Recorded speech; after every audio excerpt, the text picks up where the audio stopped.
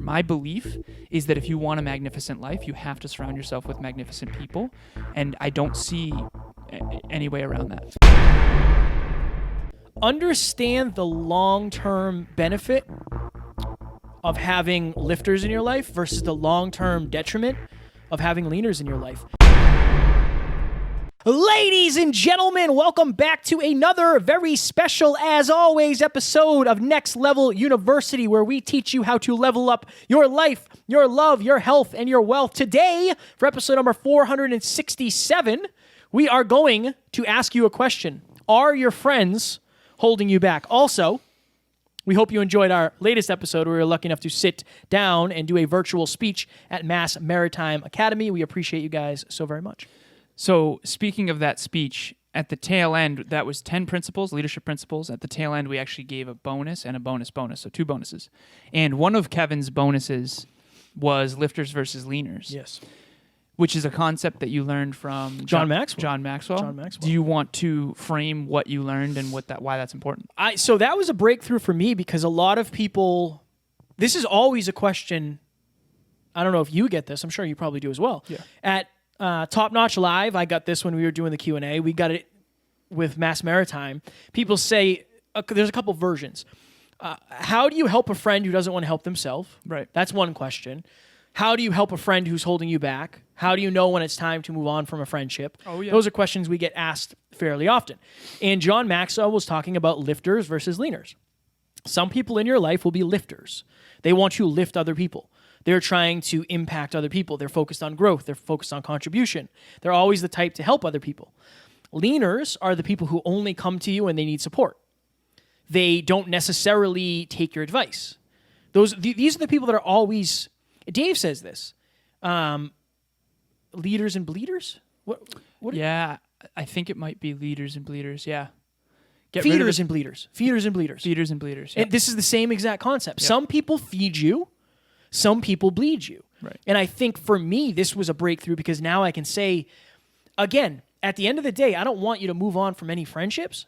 I want you to understand whether or not the people in your life are lifters. Are they helping you get closer to your goals? Or are they leaners? Are you helping to hold them up constantly? Now, understand everybody has days where they're going to be leaners. Mm-hmm. And everybody has days where they're able to be lifters. You got to go with the percentages. How often? The majority. What is the majority of the action that the person is taking? Lifting, or leaning? Oh, it's going to be a good day today, isn't it? So after I don't know why I just screamed after. After the Mass Maritime speech, there was someone who had reached out, and I'll keep this anonymous, and they talked about how they were really worried because they feel like they used to be a leaner. And this principle that you had given as that bonus in that speech... John Maxwell gets some credit. I'll take most of the credit, but John's got 80-20? Yeah, sure. Who gets 80? I get 80. Yeah. So this person basically said, I realized that was a big breakthrough for me of, I think I used to be a leaner. And I told this person that lately you've been an incredible lifter. And what's the difference? The difference really was simple. It was listen, you now focus far more on how to add value rather than what you can get. Yeah. And if you're out there right now listening, think about an intimate relationship or a friendship or maybe someone in your family, a close relationship, any sort of close relationship where the other person, whether they're conscious of it or not, is always focusing on what they can get. I've been in a relationship that was very much like that, and this person was very, very, very focused on what they can get out of the relationship rather than what they can give. And so I think one of the inherent qualities of a lifter is when you enter a room, your goal is to see how you can add value into that room for the collective good. If you're a leaner, you're most likely entering that room in need and trying to figure out what you can get out of that room. Now, one thing that I think is really important here, self-esteem. Because I realized this. When I have low self-esteem, and I've talked to you a little bit about how my journaling habit was getting me to focus on where I was screwing up. Pain. Right. And I had low self-esteem. When you're insecure, in fear, in an unresourceful state, or with low self-esteem, you are far more likely to be a leaner, and it makes sense because when you're in a dark place, you need help, you need support. I think that the key here is that when you are a leaner, to be aware of it so that you can ask for help rather than just being a bleeder. I think also understanding on both sides that there's seasons. Right. You're going to be. I've been a leaner for sure. You've been a leaner. Oh, yeah. I think it's normal to understand. So on both sides, number one, don't just base whatever the relationship is off of what's happening now. Right. You have to. There are some Look things at the that aggregate. there are some things that are circumstantial, right? If things are going on, if you're in an intimate relationship and it's rough, then I understand that maybe somebody's going to be more of a leaner, right? Or if there's a death in the family, or if there's financial crisis, you're probably going to be more of a leaner. Just like if I'm in a bad state, I'm probably going to be more of a leaner too. So I do think it's important, but you have to go off of the past, the present, and the anticipated future. And it's hard to do that though. Right. It's hard to do that. But I know that when I have delegated or when I have put in different time to friendships, it's because I was weighing the past. I was looking at the current, and I was anticipating, okay, how do I see this going in the future? I always use this example, and this is somewhat harsh, but if I met you today, are you the kind of person that I would attract into my life? Are you the kind of person that would stay in my life, in my orbit? If you're not, I have to go with that. I have to go with that. I can't go with nostalgia. What's your decision-making process with that? So, like, let's say you and I first met. And how would you know? How would you calculate, decide, know, commit how you and I are going to be in each other's lives? Like, to what extent? Right now it's almost based exclusively on what you're doing. Okay. Because we're at the age now, I'm 30 years old. I don't even know how old I am. 31? 31. I'm 30 or 31, whatever. Yeah.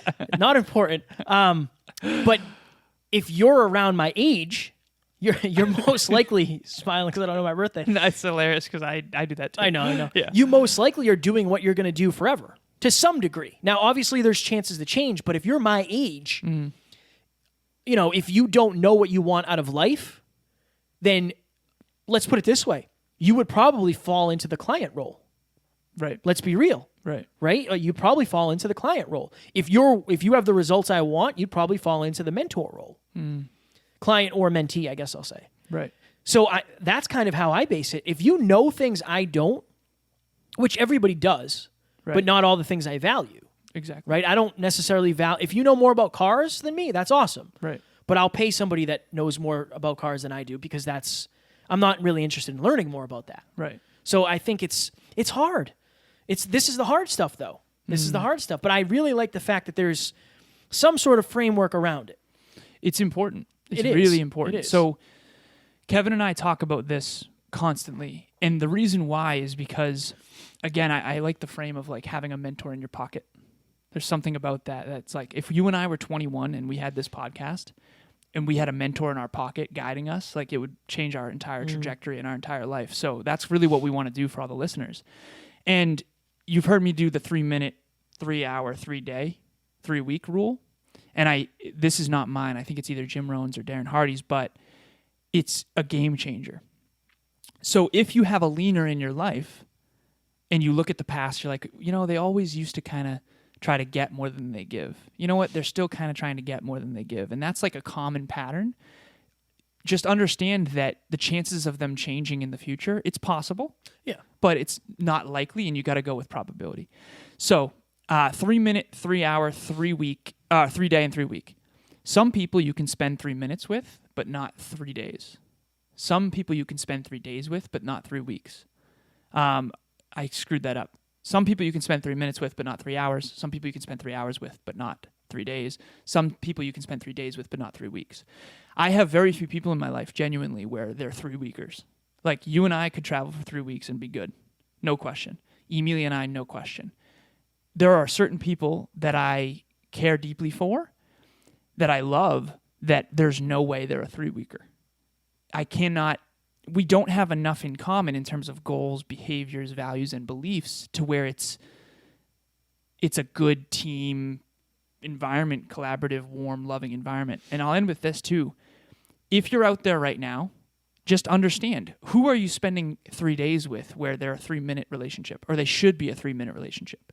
If it's a leaner, you can still be there for them, but you need to reallocate time. Yeah. Again, Kevin says, like, you don't have to cut them out. This is the hardest thing, but you do have to reallocate time. If you want to have a brighter future, there is no version of you having a brighter future without getting around better people. I just don't believe in that anymore. My belief is that if you want a magnificent life, you have to surround yourself with magnificent people, and I don't see any way around that. And the other thing too is when you and Dave Meltzer talked about this, and I think you and I are understanding this at a far deeper level now than we ever have. But when you create a void, something else will fill that void. Exactly. If you create a void, say I'm used to spending 3 hours a week with Alan. Right. I'm no longer spending 3 hours a week with Alan. I decided to reallocate my time. Well, until I fill the void of that 3 hours, I'm going to be able to do other things. Right. So I could prospect for clients. I could go to the gym more. I could sleep more. Whatever. Yeah. Until you decide to fill that void, nothing will get filled. But if you decide you want to fill it with somebody, it might end up being somebody else. And it might be someone more aligned. Honestly, it should be. It should be. It will be. And that's what Dave Meltzer talks about. When you create a void, the universe is going to try to fill it, but you have the filter on the top of that lid of like, okay, who do I want to fill it with? And, you know, you've heard me talk about having to stay out of the wrong rooms in order to meet Emilia when I was single. I guess what's your main takeaway here? Because the timer just went off. If you're out there right now, we want to be a mentor in your pocket. Just like us, you don't go to the gym once and you're fit for life. You have to do this daily. We're there for you 5 times a week. I want to make sure that even though this is a common thing we talk about, lifters and leaners, anchors and engines, you know, feeders or bleeders, it's the same principle, but we need to be constantly reminded of it. So what's your one takeaway for this episode? If I could give one takeaway to help you guys get to the next level, honestly, it would be understand the long-term benefit of having lifters in your life versus the long-term detriment of having leaners in your life. There's a reason people get coached. Right. Because they're at some point they're leaners. Right? Like if my client wants mindset coaching, they would be probably a leaner in my life. And I don't mean that in any bad way. Well, they're not because they're paying you. But they might be if they weren't. Right, exactly, if they weren't. Because it's money, so that's a good point, and maybe that'll be a combined takeaway here. The reason why coaches get paid is that at the beginning of your journey, you're making it a win-win when it wouldn't have been a win-win if it wasn't for the money. Right. That's why a coach becomes a coach. They want to help people. But if you spend your whole life only helping others and it's not a win-win financially, you'll burn right to the ground. Yeah. And so I think that's another takeaway. So if you're out there right now, what was your one action step? Do you have one? Get crystal clear on the long-term benefit versus the long-term detriment of the people in your life right now. Play it into the future. If nothing changed, what would your life look like with your current circle? Right. And if you don't have, my takeaway, simple action, if you don't have extraordinary people in your life, go to books, go to videos, go to podcasts. That's how you can have, interestingly enough, it's like, okay, let's say you were the sum average of the 5 people you spend the most time with. Let's say you have me, Kevin, and then 3 leaners. Those lifters are going to make you a lifter, even if we're just on the podcast. Yeah. It's still an association. And you can reach out to either of us on Instagram anytime. And we get back to everybody. Between Amy and I, we get back to everybody. I think the other important thing, too, is that, because I can understand that might have come off in a negative way, and some like, oh, you don't want to spend time with me. Like, in order for me to spend time with you, I have to pay you. Think of it this way.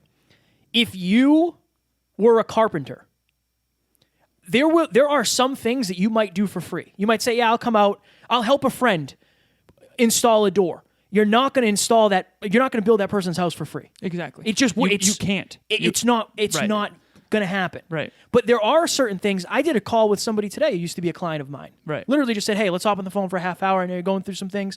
So I don't want it to seem like, oh, unless I'm paying you, I want to get time with you. That's not how it works. Right. But you have to understand what is the value that you're bringing. Right. At the end of the day, if you're watching or listening, you know more about something than I do. Yeah, if no I question. come to you and say, hey, can you help me with this? There is a line where it goes from, yes, I'll help you as a friend, to this is literally going to take me 60 hours to do, if I don't do this, I'm not going to be able to pay my bills. Yeah. Right? There is that line. So I don't want it Exactly. to seem selfish in any way, shape, And or I'm form. glad you explained that. It's important. It is important. Anything else? That's it. That's a Ladies and wrap. gentlemen, we talk about this often, but we get asked this often, which means it is worthy of talking more about. We hope you enjoyed this. Up next, we're going to talk about, we're actually going to have a live mastermind from last week. What was last week's? Last week's was the top 10 books. Top 10 books and the Their biggest takeaways takeaways. from them. Absolute fire. Yeah. Absolute fire. Really We hope you enjoyed this, and we will talk to you on the next episode. Talk to you soon.